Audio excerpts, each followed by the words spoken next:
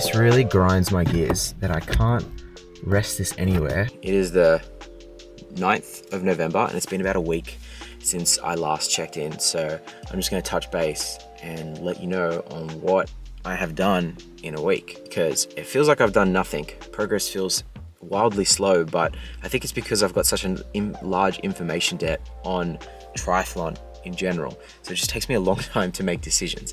And I'm classic overthinker, you know. I signed up to an Ironman, which is cool. $560 registration fee, almost $30 for a one-day license. And I splurged and got the insurance for $129 because we're 31 weeks away. There's just so much that can happen or change in that time. So I don't want to make it sound like I've got it out, like a plan B that I'm just like willing to take if just any little thing goes wrong. But, you know, just trying to be realistic as well. And I got injured 2 days ago. So that's just like signed up, next day, hurt my knee. That's where it happened. I was running down that hill. That's me.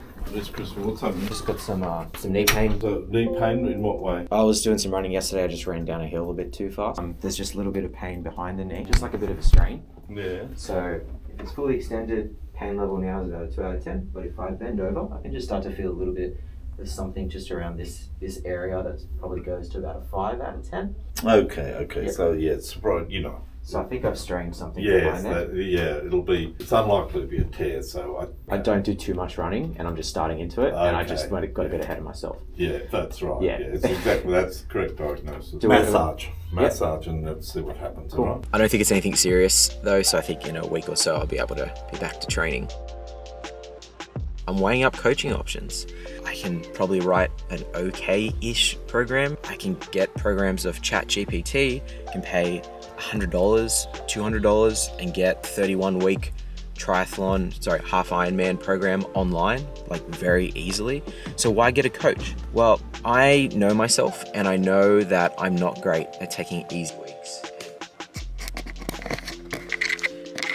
This is straight up the truth. The main reason I'm getting a coach is because I've just been doing my usual amount of cycling per week, which is like 12 to 14, 15 hours. And I've just chucked on running and swimming. And so my weeks ended up being like an 18-hour week, a 19-hour week. And this is someone who doesn't swim and cycle. So I've straight up overtrained to the point where I could no longer push on the pedals anymore. I was mentally and physically mush about a week ago. So keep that all in mind. That's why I'm getting a coach, because I have no idea what I'm doing. Despite listening to my body, knowing I'm tired, actually taking action and resting and doing less and letting my body absorb that training is something I really struggle with. So I kind of need someone to tell me to do that, so I don't just keep going and keep training for, what's the word I'm looking for? Non-functional overreaching, where you keep doing more, but you don't actually adapt. At this point, I'm just weighing up coaching options. I made a list of like 5 to 6 coaches around my area.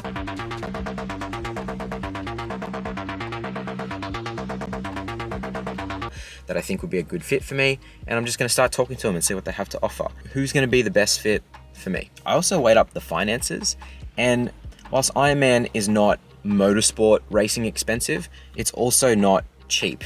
For me to get to the start line, I think it's going to cost me somewhere close to 10 grand when you add in a new bike, all the equipment, the travel, accommodation, registration, nutrition, a lead up triathlon somewhere, and the entry fees that are associated with that. So there's a lot of factors that are involved. My full Ironman Google Sheet is going to be linked in the bio with all the decisions I'm making coming into Ironman. From financial to coaching choices to bike choice, it's all going to be tracked and logged. So feel free to use it to help you out.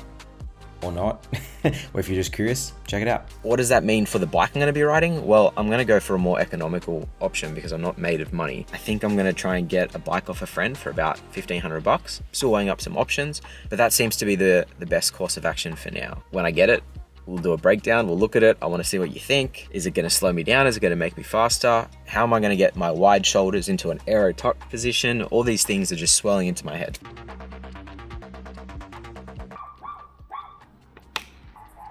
Cool. This feels really good. This is Box's dad's bike, and I think he's a little bit of a chunky guy like me. And so this fits really nice. Like my arms in the drops here, or in the aero bars here, feel natural-ish. They don't feel too narrow.